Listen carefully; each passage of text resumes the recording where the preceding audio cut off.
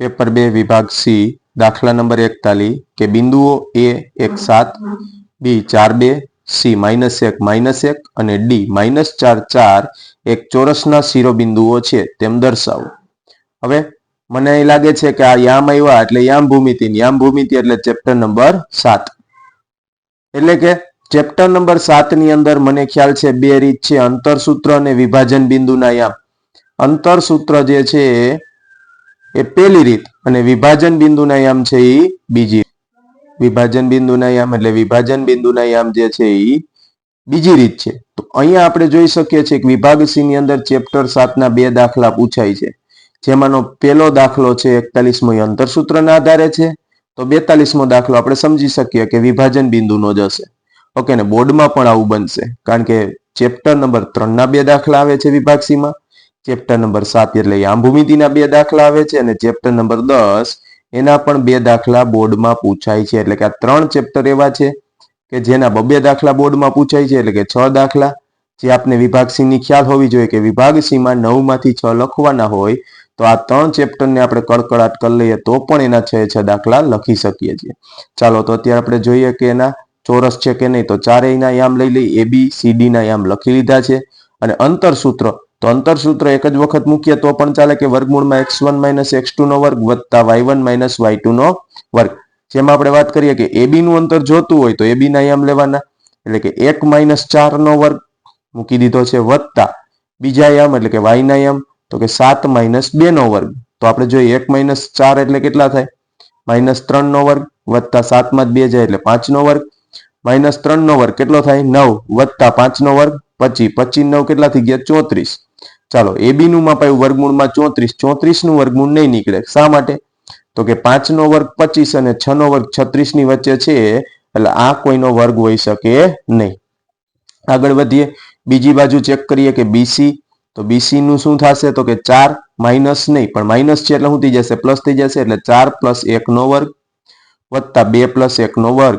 એટલે અહીંયા જોઈએ 4 + 1 નો વર્ગ, 4 + 1 નો વર્ગ એટલે કે 5 નો વર્ગ વત્તા 2 વત્તા 1 એટલે 3 નો વર્ગ, 5 નો વર્ગ 25 વત્તા 3 નો વર્ગ 9 એટલે કે 25 ને 9 વર્ગમૂળમાં કેટલા થઈ જાય છે 34. તો જોઈએ એ બી અને બીસી બે બાજુ સરખી એવી. આ રીતે સીડી પણ ચેક કરીએ કે સીડી નું માપ તો કે -1 - પ્લસ થઈ જશે એટલે +4 એટલે -1 + 4 નો વર્ગ વત્તા -1 અને અહીં -4 કારણ કે નિશાની તો એની જ રહેશે માઇનસ, એટલે -1 - 4 નો વર્ગ માઇનસ પ્લસ માઇનસ 4 માંથી 1 જાય તો 3 મોટા પર નિશાની પ્લસ એટલે 3 નો વર્ગ વત્તા માઇનસ પ્લસ એટલે કે 4 ને 1 5 પણ મોટા પર નિશાની માઇનસ એટલે -5 નો વર્ગ, 3 નો વર્ગ કેટલો થાય 9 વત્તા 5 નો વર્ગ 25 બરાબર વર્ગમૂળમાં 34. ચાલો એ બી બીસી અને સીડી સરખી એવી. આ રીતે ચોથી બાજુ એડી પણ જોઈ લઈએ કે એડી બરાબર વર્ગમૂળમાં એ ના યામ હતા 1 અને ડી ના યામ -4 એટલે માઇનસ પ્લસ થઈ ગયા, 1 + 4 નો વર્ગ વત્તા 7 - 4 નો વર્ગ, 5 નો વર્ગ પ્લસ 3 નો વર્ગ, 5 નો વર્ગ 25 વત્તા 3 નો વર્ગ 9 બરાબર વર્ગમૂળમાં 34. ચાલો તો આપને ખ્યાલ આવી ગયો કે ચારે બાજુ સરખી છે એટલે શું હોઈ શકે છે ચોરસ અથવા સમબાજુ. પણ એ કોની ઉપર આધાર રાખે તો એના બે વિકર્ણ. વિકર્ણ કોણ હતું આપણે આગળ વાત કરી તેમ એસી, કે ચતુષ્કોણની અંદર વિકર્ણ એસી અને કોણ હોય બીડી.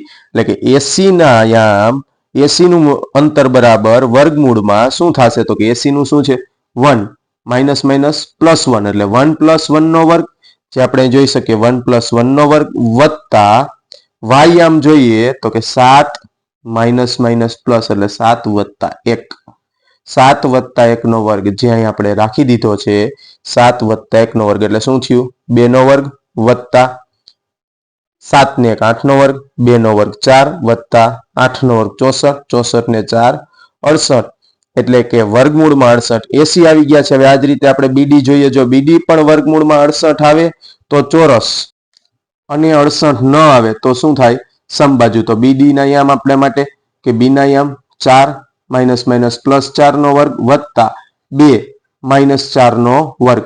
સૂત્રની અંદર આપણે આગળ વધીએ તો 4 ને 4 8 નો વર્ગ વત્તા 4 માંથી 2 જાય એટલે 2 પણ મોટા પર નિશાની -2 નો વર્ગ, 8 નો વર્ગ 64 વત્તા 2 નો વર્ગ 4, 64 ને 4 કેટલા થઈ જાય 68. ચાલો તો એસી અને બીડી સરખા છે. જો બંને સરખા હોય તો ચોરસ છે એટલે અહીં AB બરાબર BC બરાબર CD બરાબર AD એટલે કે ચારેય બાજુના માપ સરખા અને બંને વિકર્ણ એટલે કે AC અને BD બરાબર હોય તેથી ચતુષ્કોણ ABCD શું થાય છે ચોરસ બને છે।